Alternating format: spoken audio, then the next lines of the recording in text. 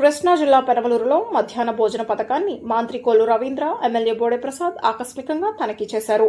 పాఠశాలను సందర్శించి విద్యార్థులతో మాట్లాడిన వారు ప్రస్తుతం సన్నబియ్యంతో మంచి భోజనం అందుతున్నట్లు విద్యార్థులు తెలిపారు.